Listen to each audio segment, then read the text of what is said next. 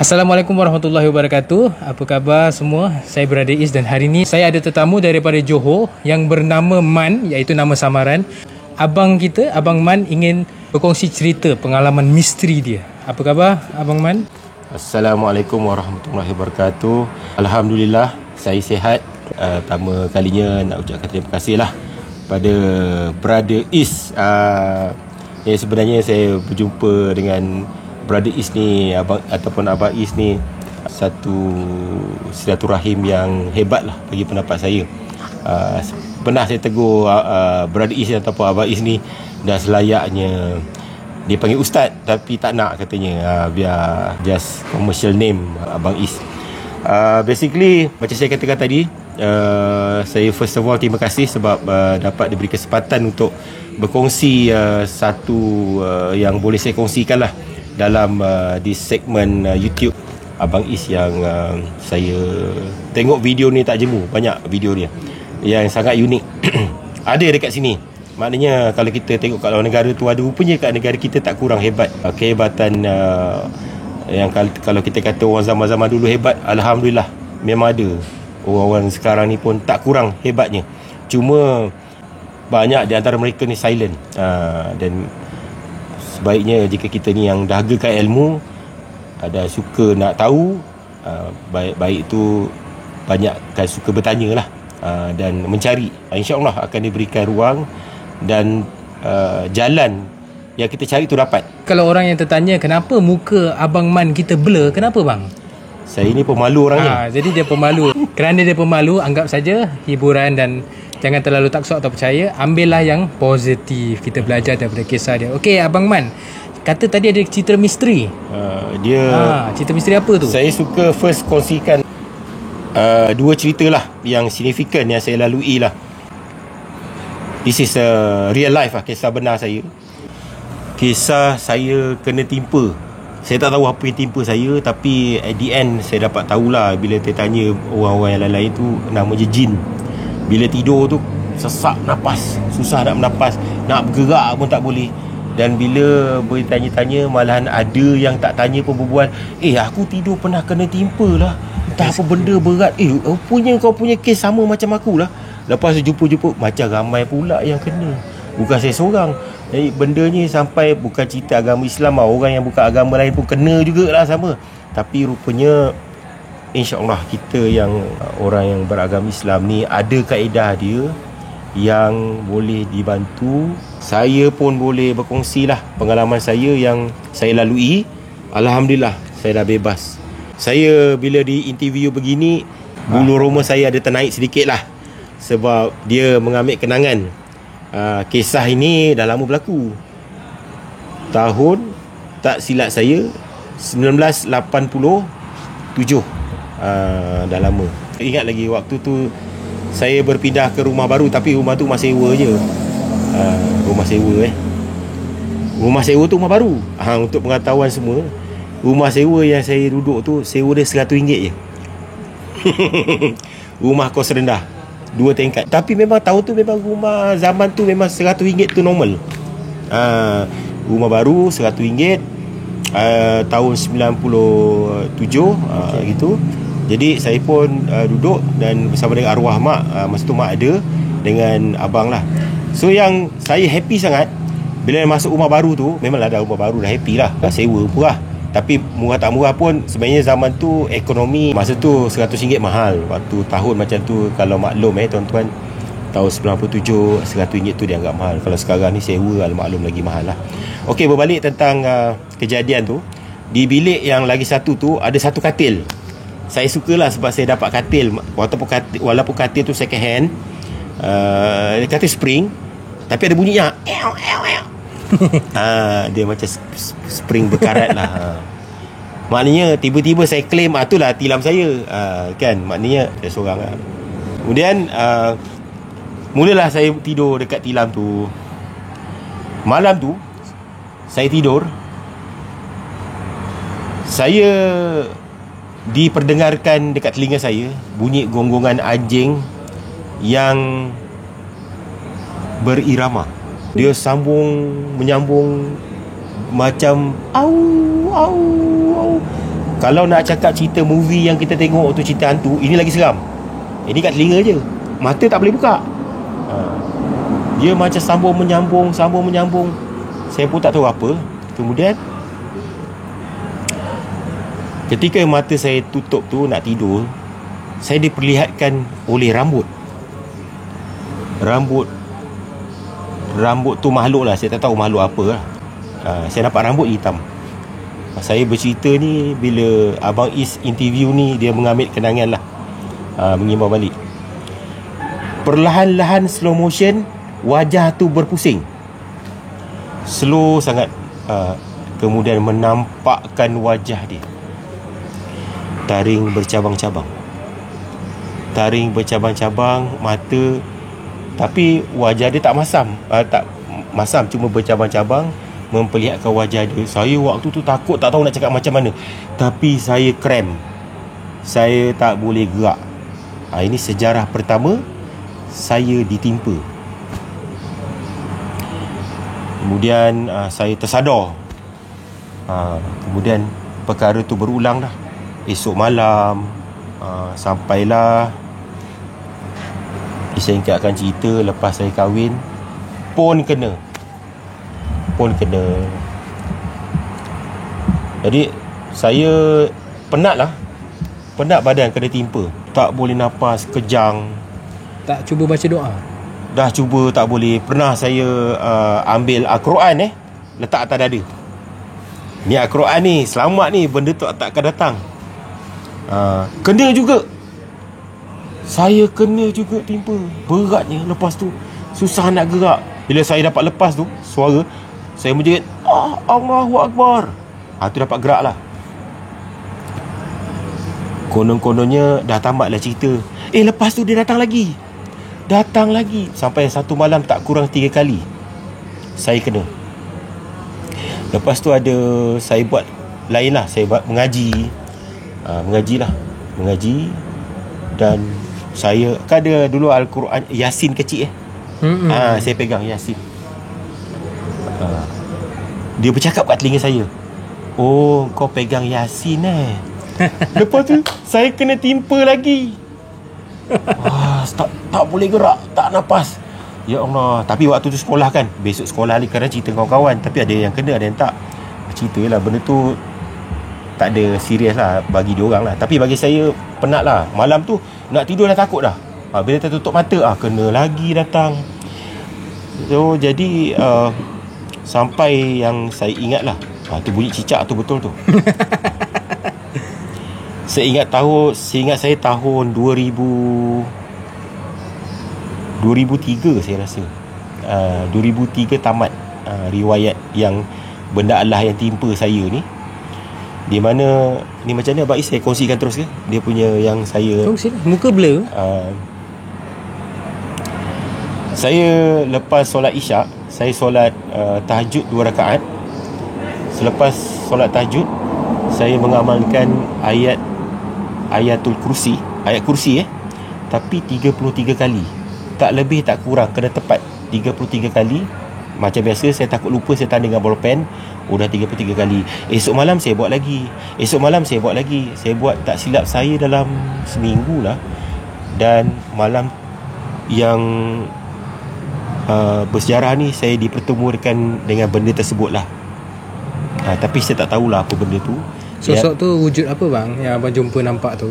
Bentuk dia pocong. Saya ingat pocong. Dia latar belakang dia hitam, kemudian muncul pocong. Dan anehnya, saya langsung tak ada rasa takut. Perasaan takut macam ya hantu-hantu tak ada.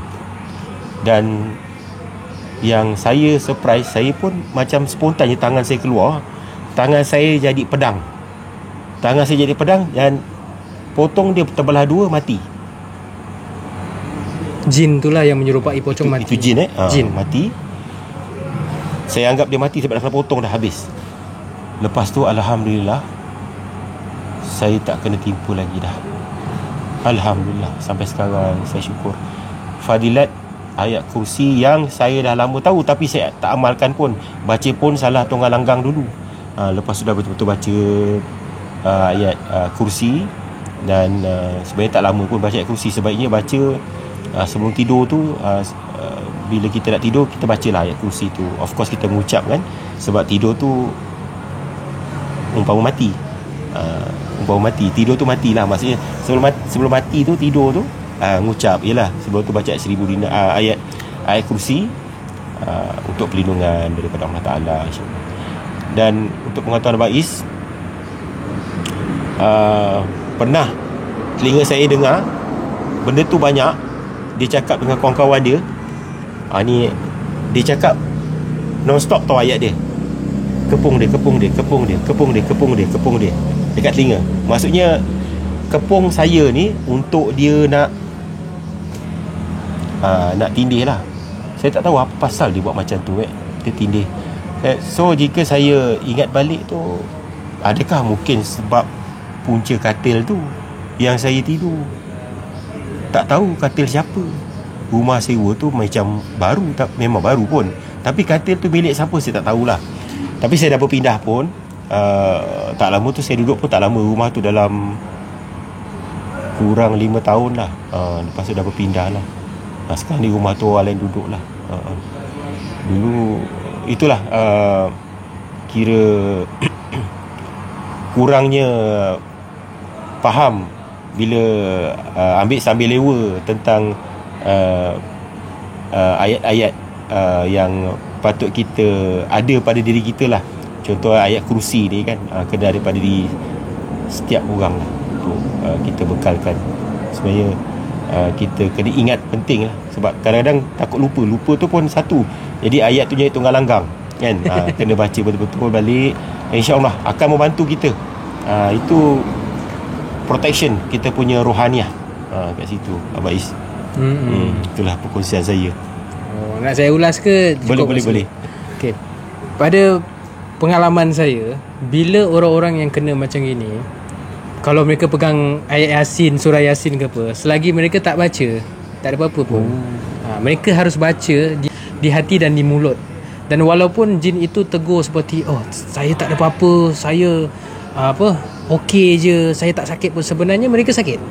Mereka nak main psikologi supaya Abang Man kita berhenti membaca. Sebab itu mereka macam gitu. Bila Abang Man mula baca, mereka akan tahan sakit tu. Tapi bila Abang Man kasih sampai habis doa tu, nanti mereka akan sakit lah dan tak berani. Dan sebelum tidur, saya nak pesan supaya baca 3 kul, surah Al-Ikhlas, surah Al-Falaq, surah An-Nas. Tiupkan di tangan dan sapukan daripada antara hujung rambut sampai ke hujung kaki sebelum tidur. Itu bagus. InsyaAllah minta perlindungan daripada Allah SWT, dan InsyaAllah akan dilindunglah oleh Allah SWT. Itu yang penting sebelum tidur. Yang Abang Man kata, yang dia lepas dia baca ayat kursi 33 kali tiba-tiba tangan dia seperti ada jadi pedang, jadi pedang, dan apa tu, slash, memotong dua pocong itu. Dan sebenarnya apa yang saya perhatikan lah, mungkin saya salah, sebenarnya mereka adalah kumpulan. Yang tindih abang lain, yang itu lain, tapi mereka satu kumpulan. Jadi abang dengar kepung, dia dengan geng dia. Tapi bila abang minta perlindungan daripada Allah, tiba-tiba tangan abang bergerak sini, abang slice. Itu pernah terjadi banyak kali. Yang saya pernah nampak, memang dengan izin Allah bunuhlah makhluk tu. Tapi InsyaAllah semualah dibunuh, geng-geng dia semua. InsyaAllah. Macam tu cuma kita minta pertolongan daripada Allah SWT lah. Itu dia. Itulah saya bukan apa peluang yang dapat Abang Is bagi saya platform ni kongsikan. Mungkinlah ada di antara anda yang melalui macam mana saya lalui ni. Jika tidak keberatan lah, amalkanlah macam mana Abang Is beritahu tadi. Dan yang saya maklumkan tu, penat tak penat lah sebenarnya 33 kali. Kadang bila tak pernah buat tu rasa penatnya nak baca. Lepas tu solat 2 rakaat tu solat sunat kan, itu solat sunat pun. Tapi yang 33 kali tu, itu yang pengalaman saya lalui, yang saya kongsikan. Tapi mereka-mereka yang lain daripada tu, mungkin cara mereka yang dapat menghidarkan ataupun dapat bebas daripada masalah timpa-timpa ni yang berlaku. Tapi ini yang secara peribadi saya kongsikan, saya lalui. Mungkin tuan-tuan dah habis ikhtiar, tak tahu cara, mungkinlah boleh guna perkongsian yang saya lalui ini, iaitu ayat kursi 33 kali, tak lebih tak kurang, baca selepas solat isyak dan lepas solat duha, solat tahajud 2 rakaat, atau sebaiknya lebih 2 rakaat 4 rakaat. Lepas tu baca 33 kali, insya-Allah atas bantuan Allah Taala, Allah akan lepaskan masalah ni. Ada ikhtiar dia, bantuan daripada Allah Taala ni di luar apa yang kita fikirkan. Allah akan bantu kita. Alhamdulillah saya dah bebas sekarang daripada sibuk kena tipu dengan benda Allah tu lah.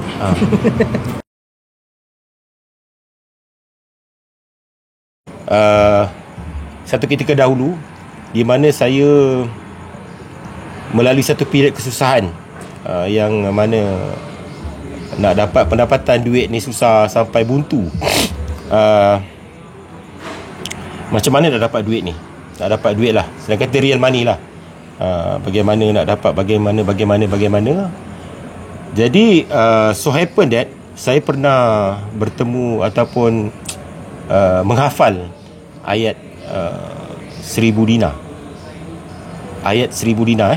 Jika tuan-tuan atau perempuan yang tahu akan ayat ini, ayat 1000 dinar, wa may yattaqillaha yaj'al lahu mahraja wa yarzuqhu min haitsu la yahtasibu wa man yatawakkal 'ala Allahi wasbu innallaha balighu amrihi qad ja'alallahu likulli shay'in qadir.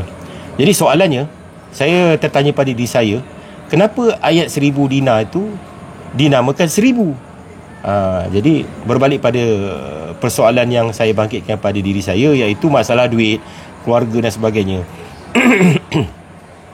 Minta maaf. Jadi timbul satu jawapan yang spontan. Kenapa maksudnya conversation antara diri saya lah, kenapa tak engkau amalkan ayat 1000 dinar itu 1000 kali? 1000 kali. Sebab ayat tu nama dia 1000 dinar. Cuba baca 1000 kali. Jadi keterujaan saya tu seperti mendapatkan pengesahan suara hati saya. Saya tak rujuk dengan siapa-siapa. Tak ada guru pun masa tu. Tapi percaya suara hati yang pada rasa hati saya itu adalah yang positif.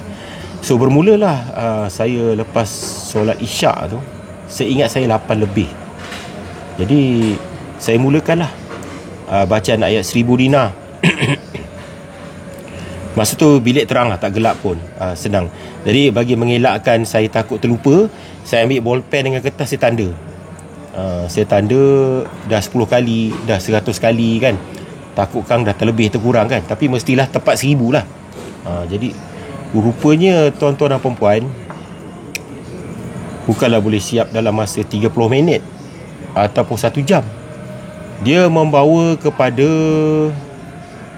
tak silap saya, dekat 4 pagi baru habis ayat 1000 dinar. Maksudnya kasih lamsam, duduk sila dekat tikus sejadah lepas solat isyak, berzikir ayat 1000 dinar 1000 kali tanpa henti.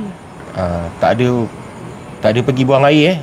Saya nak beritahu pergi minum air ke apa, tak ada. Just kasih lamsam 1000 kali dekat tikus sejadah tu. Sebenarnya saya tak nak kongsi cerita ni, tapi saya rasa ada baik saya kongsilah. Kata orang, benda yang baik jangan disimpan. Jadi dikongsi bersamalah. Jadi saya kongsikanlah perkara ni. Saya percaya ada banyak lagi fadilat ayat 1000 dinar, tapi ini yang saya lalui secara peribadi, jadi saya akan kongsi dengan tuan-tuan dan perempuan lah. So saya teruskan. Dan sebelum tu berlaku sekitar pukul, tak silap saya, 1 ke 2 pagi, angin sepoi-sepoi bahasa meniup di tingkap. Angin ni saya rasa tak hujan, tapi angin tiup. Tapi tak apalah, saya teruskan berzikir lah. Dan angin tu tiup lagi, dan terjadilah ada hujan-hujan renyai memasuki tingkap. Tapi saya tak indahkan lah, biarkanlah, saya teruskan zikir lah sampai habis. Alhamdulillah, saya berjaya menghabiskan zikir ayat 1000 dinar pada waktu itu sebanyak 1000 kali. Dan saya tidur lah. Alhamdulillah saya tidur. Tapi poin dia, cerita saya ialah saya ada masalah kewangan ni, tuan-tuan. Saya nak cerita apa terjadi lepas tu. Kurang seminggu saya mendapat pendapatan lebih daripada RM80,000. Signifikannya, pekerjaan yang nak diberikan kepada saya itu bukanlah kepakaran saya pun, tapi saya percaya apa yang saya dapat ni semua atas bantuan Allah Ta'ala. Cuma hati nakal saya ada terdetik tercakap, kenapa, macam mana boleh jadi macam ni? Sepertinya saya tak terfikir ke yang saya telah membuat zikir 1000 kali tersebut. Lama punya fikir, maka hati saya mengesahkan, benar, itulah sebab saya mengamalkan waktu itu sekali tu zikir ayat 1000 dinar. Dan insya-Allah, of course, ada fadilat dan kelebihan ayat tersebut, keberkatan dia yang terselindung, yang kita pun tak terjangkau oleh akal fikiran kita. Maka saya dapatlah projek dan timbul cerita, betul ke orang ni bayar payment? Betul, dia bayar payment, dia bayar deposit. Sampai dia cakap kat saya, awak tak percaya saya ke? Saya sebenarnya pun hairan macam mana dia boleh percaya kat saya, sebab saya tak pernah jumpa dia ni. Orang ni pun tak pernah jumpa saya, tapi dia boleh percaya kat saya hanya melalui orang tengah.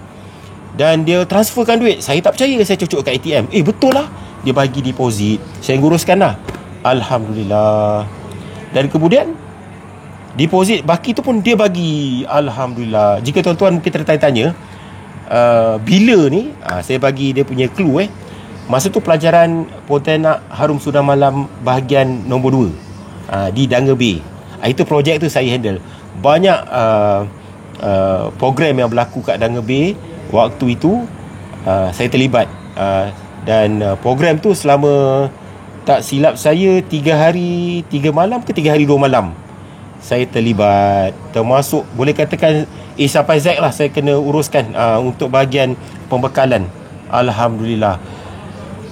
Itulah salah satu perkongsian yang signifikan, yang bagi saya magic lah, yang saya rasa ada baiknya juga saya berkongsi untuk para pendengar yang mungkin pernah terjumpa ayat 1000 dinar, pernah terjumpa ayat 1000 dinar dan pernah terbaca, tapi mungkin tengah cari puzzle ataupun was-was dan sebagainya. InsyaAllah tuan-tuan dan puan-puan, pada mereka yang mengamalkan ayat 1000 dinar ni, lihatlah dia punya keberkatan dia. Jangan kita fikir, kita punya fikir, sebab biasanya yang Allah nak bagi ni di luar daripada kita punya akal fikiran. Umpama orang yang meminta sedekah, kita bagi duit, kan, itu ikhlas kita lah, RM1 ke RM5 ke berapa ringgit, itu kita serah pada Allah Ta'ala. Yang magic dia, kenapa duit yang kita sedekah tu boleh dapat berganda-ganda kemudian, itu tak terjangkau oleh akal fikiran lah, menyalahi hukum matematik. Itu kita serah pada Allah Ta'ala. Yang penting hati kita kena bersih. Para pendengar, yang misteri itu selepas abang baca ayat 1000 dinar lah. Jadi daripada situ dipermudahkan oleh Allah. Allah yang bantu. Subhanallah. Jadi itulah misteri dia. Bukan jumpa hantu, bukan apa. Cuma misteri dia, lepas abang kita ni baca ayat tu, terus dipermudahkan. Ayat 1000 dinar itu ada dalam Quran, surah At-Talaq, surah yang ke-65, ayat 2 sampai ayat 3. Dia di antara ayat 2 dan ayat 3, betul Surah tentulah ini adalah satu ikhtiar saja. Tak kira sebenarnya baca 1000 kali ke, 1 kali ke, 2 kali ke, kerana itu satu ikhtiar. Yang membantu kita, yang bagi kita rezeki, tetap Allah SWT. Kita minta kepada Allah SWT. Dan untuk pengetahuan semua, ayat itu di antara surah yang nombor 2 dan surah yang ketiga. Itu.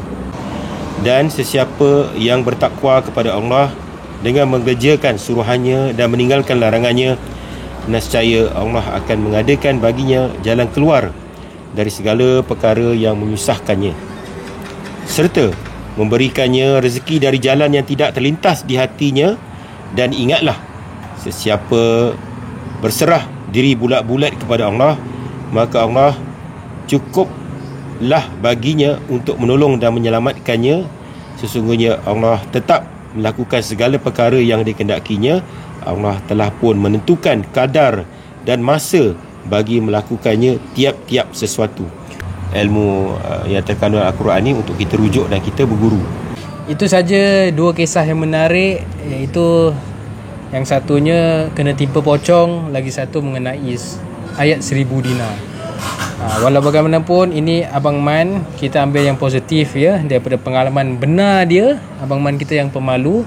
Dan untuk sesiapa yang macam-macam tu, anggaplah hiburan jangan terlalu taksub atau percaya. Ambil yang positif, baca doa, baca ayat Quran, itu positif. Okey, itu saja daripada saya, Brother Is dan Abang Man kita daripada Johor. Kita kat Johor kan? Ya, Johor. Assalamualaikum warahmatullahi wabarakatuh.